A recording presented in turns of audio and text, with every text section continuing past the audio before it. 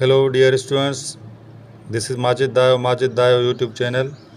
उम्मीद करते हैं कि आप सब खैरियत से होंगे। डियर स्टूडेंट्स, आज जो हमारा टॉपिक है वो है एक यूजेज एज सुन एज को हम नो सूनर देन में कन्वर्ट करते हैं। तो आएँ इस पे बात करते हैं। As soon as and no sooner than conjunction के तौर पे काम आते हैं। ये शो करते हैं कि एक काम होने के बाद फ़ौरन दूसरा काम होता है या हुआ। ये कौन कौन से टेंसेस में इस्तेमाल होते हैं? इसमें आप प्रेजेंट दोनों साइड यानी जो हमारे क्लास होते हैं दो, उसमें दोनों आप प्रेजेंट इस्तेमाल कर सकते हैं। प्रेजेंट और फ्यूचर का इस्तेमाल, पास्ट दोनों, सिंपल पास्ट या past perfect and past simple का इस्तेमाल आप करते हैं। इधर मैंने कुछ एग्जांपल लिखे हैं। As soon as I came he went outside. इसका मतलब निकलेगा जैसे मैं आया वो बाहर गया। आप देखें, एज सुन एज आई केम, इधर भी पास्ट है, इधर भी पास्ट है। जब इसको आप कन्वर्ट करेंगे नो सूनर देन में तो क्या हो जाएगा?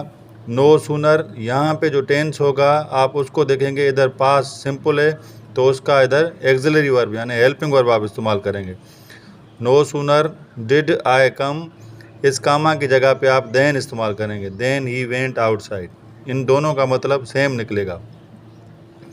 As soon as it rains I will enjoy, यानी जैसे बरसात होगी मैं मज़ा करूँगा, मैं मज़ा लूँगा। तो इसको अगर आप नो सूनर में चेंज करेंगे तो हो जाएगा नो सूनर इट रेन्स, ये हमारा प्रेजेंट है तो इधर ये हेल्पिंग वर्ब हो जाएगा। No sooner does it rain than I will enjoy. दोनों का मतलब सेम ही निकलेगा। या as soon as I reached the train had arrived, जैसे ही मैं पहुंचा तो रेलगाड़ी आ गई। तो इधर देखें, नो सूनर में जब इसको आप कन्वर्ट करेंगे, नो सूनर इधर देखेंगे ये पास्ट सिंपल का है तो इधर हमारा पास्ट सिंपल का हेल्पिंग वर्ब आएगा, एक्सिलरी वर्ब। तो इधर मेन वर्ब की फर्स्ट फॉर्म हो जाएगी। बाकी इस कामा की जगह पे आप क्या इस्तेमाल करेंगे? Then. No sooner did I reach than the train arrived. तो इस तरीके से आप इनका इस्तेमाल कर सकते हैं। यानी एज सुन एज को आप नो सूनर में या नो सूनर को आप एज सुन एज में कन्वर्ट कर सकते हैं, अगर ये स्ट्रक्चर आपको समझ में आ गई हो। तो इस हिसाब से आगे मैंने आपके लिए सेंटेंस लिखे हैं ताकि आप उसकी प्रैक्टिस करें और आपको ये जो स्ट्रक्चर है वो समझ में आ जाए। ये मैंने कुछ सेंटेंस लिखे हैं आपके लिए। जो एज सुन एज में आप उसको नो सूनर में करें, जो नो सूनर में आप उसको एज सुन एज में करें। ये लिखा है as soon as I got home I took shower.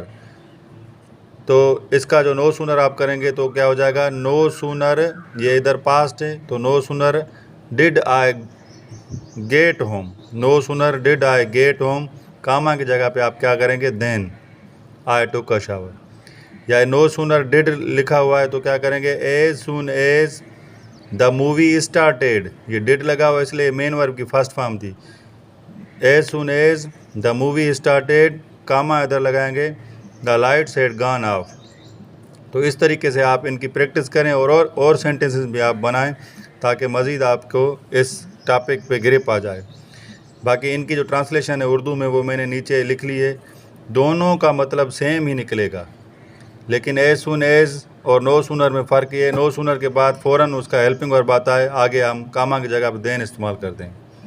उम्मीद करते हैं ये लेक्चर, ये टॉपिक आपको समझ में आ गया होगा। इसकी प्रैक्टिस करें और इसको डेली लाइफ में इस्तेमाल करें ताकि आपकी इंग्लिश अच्छी हो। चैनल को सब्सक्राइब करें, बेल आइकन को दबाएं और कमेंट सेक्शन में अपने कमेंट्स देते रहें। Thank you.